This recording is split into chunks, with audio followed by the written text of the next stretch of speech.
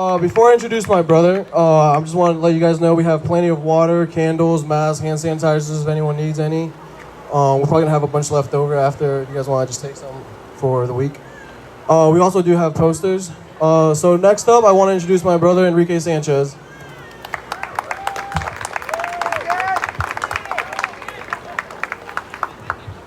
So my name is Enrique Sanchez. I'm gonna try to do this in bilingual, so people who speak Spanish can understand and people who speak English can understand.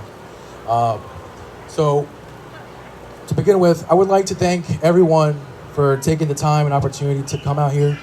Quiero dar las gracias a todos por venir y estar aquí presentes con nosotros y recordar a Vanessa Guillen. Like my brother said, we all know why we're here. We all know that for the last few months, there's been unrest regarding different situations, from the death of George Floyd to now what we're dealing with Vanessa Guillen. We've noticed that Black and brown people are being taken advantage of. The system is failing Black and brown people, and we have to call it out for what it is.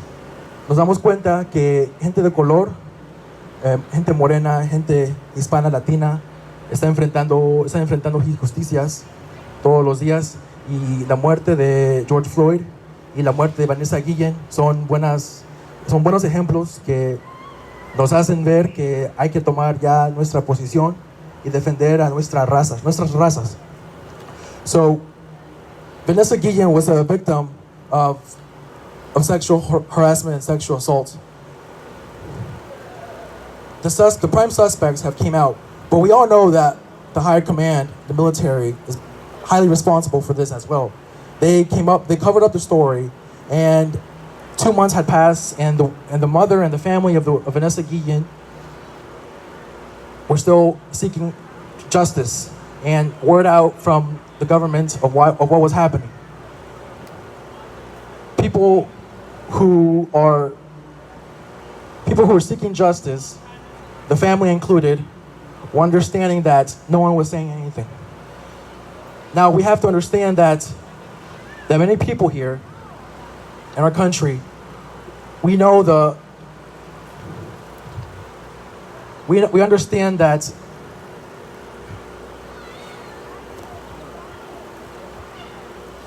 hey guys, I'm gonna just go ahead and pass up the microphone to the next speaker.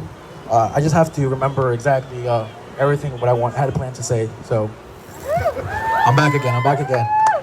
So sorry guys, I just needed some time to process thoughts and ideas. But I want to just draw a conclusion for all of this. So our question is, where do we go from here? Where do we keep fighting? How do we keep fighting? How do we understand the situation of the military in our institutions? How the military uses educational institutions to recruit, and I'm just plain out say it, brainwash our youth, Black and brown youth especially. Everyone, Black, brown, white youth, but especially Black and brown youth, because we come from unprivileged backgrounds, unprivileged situations, where we're forced to have no choice but to join the military because we want to impress our family, we want to impress our loved ones, our friends in the community. We look at it as a way out.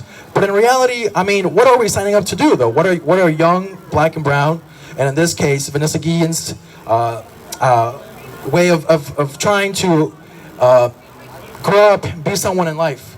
Believe it or not, I mean, what is joining the military? Signing up to kill people, right? Signing up to kill, to defend people, but mostly to kill people. And we all know, and I'm sure we all know here, the reputation of the U.S. military throughout decades of war and brutal regimes and the situation of imperialism and militarism throughout history and U.S. history. Long story short, I mean, we have to understand here that Vanessa had no choice but to join the military. She had good grades, she had a clean background, she had a good history in her community, but she joined the military. And even stationed here in this country, she was victimly She was sexually assaulted. She was killed, and then it was covered up. I mean, they didn't even have to send her away. She was killed here in the States. That's enough for us to wake up, for the people in this country to wake up and realize that joining the military, joining law enforcement, there's no being saved alive. There is no way of advancing, of being someone in life, because you're putting your own risk at life. And in this situation, Vanessa Guillen faced an injustice where she was sexually assaulted, killed, murdered, assassinated, killed in cold blood. And now her parents and the whole country are coming up in arms and trying to ask for justice. I say this: we have to start realizing that as people in this country, these kind of situations cannot be tolerated anymore. I have sisters, I have a mother, I have a grandmother, I have many females in my life, loved ones, friends, people that I care about. And if something like this ever happened to my family, oh man, all hell would break loose. And I'm sure you guys feel the same way. Just because this didn't happen to one of us, doesn't mean we have to turn away from the real importance of this. We have to keep fighting. We have to keep fighting and seeking justice when we see black and brown people, working class, poor people being victims of violence. We have to keep fighting. We have to keep protesting. We have to keep coming out to rallies. We have to keep calling our representatives, our councilmen. We have to keep causing havoc in the streets. But we have to. So, yes, the death of Vanessa Guillen was tragic. Yes, we're here remembering her. But we have to keep fighting for these people, for ourselves, so that something like this doesn't ever happen again. Thank you everyone for coming out here. I'll give my brother the closing word. Thank you guys.